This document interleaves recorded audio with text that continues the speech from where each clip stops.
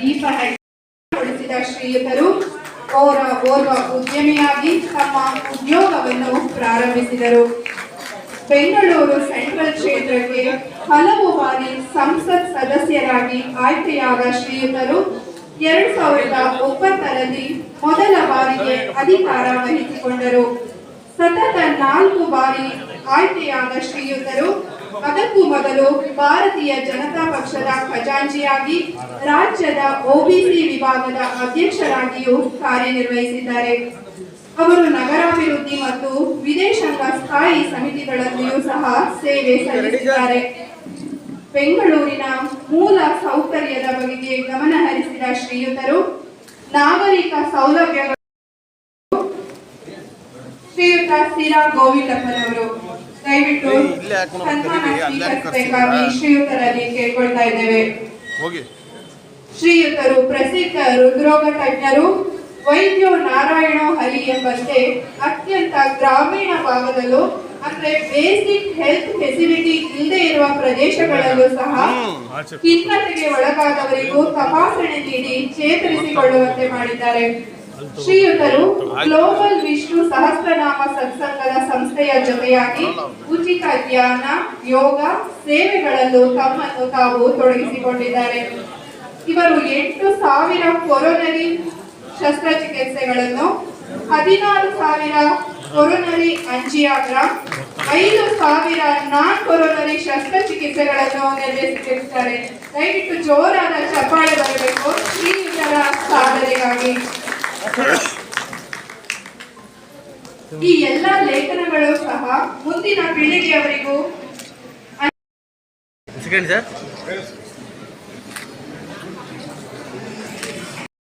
ಇದೀಗ ಮುಂದಿನ ಸನ್ಮಾನಕ್ಕಾಗಿ ಶ್ರೀಯುತ ಆನಂದ್ ಬಾಬುರವರು ವೇದಿಕೆಗೆ ಬರಬೇಕಾಗಿ ಕೇಳ್ಕೊಳ್ತಾ ಇದ್ದೇವೆ.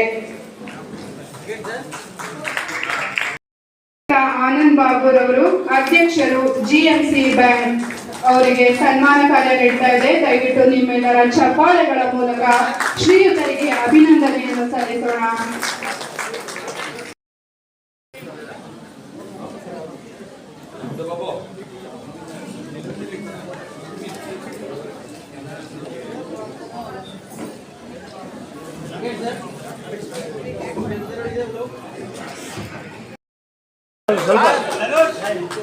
ಸ್ವಲ್ಪ ಈ ಕಡೆ ಮೂವ್ ಆಗಿ ಸರ್. ಮೇಡಮ್ ಬನ್ನಿ. Okay ready sir. Ready sir.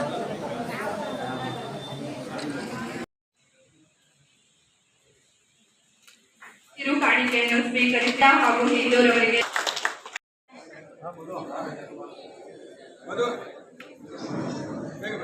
PAN card, Aadhaar card, ವಿಮೆ, ಅಕೌಂಟ್ ಸ್ಟೇಟ್ಮೆಂಟ್, ಸಾಮಾನ್ಯ ಉದ್ದೇಶದ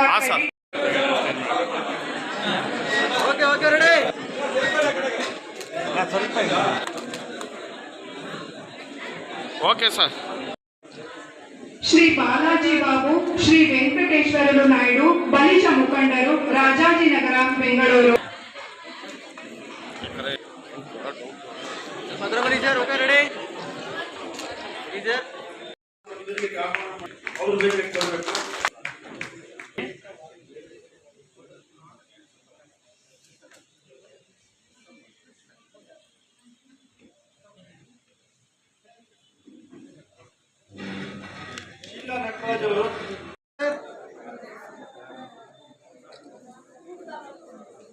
Okay, ready, sir? Again. Sir, ready, ready.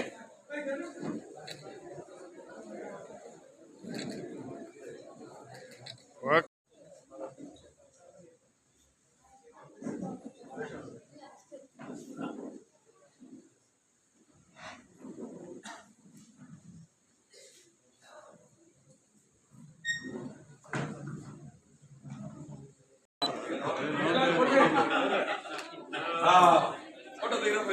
Okay, ready, right sir? Out ಆಯ್ತು Ready, ready, ready. Ready, sir, ready. Okay, sir.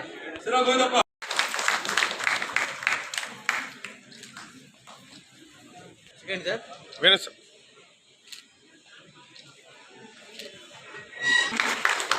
ಇದ್ದೇವೆ. Again, sir. ಮುಂದಿನ ಸನ್ಮಾನ GMC bank ಅವರಿಗೆ ಸನ್ಮಾನ ಕಾರ್ಯ ನೀಡ್ತಾ ಇದೆ. ದಯವಿಟ್ಟು ನಿಮ್ಮ ಮೂಲಕ ಶ್ರೀಯುತರಿಗೆ ಅಭಿನಂದನೆಯನ್ನು ಸಲ್ಲಿಸೋಣ.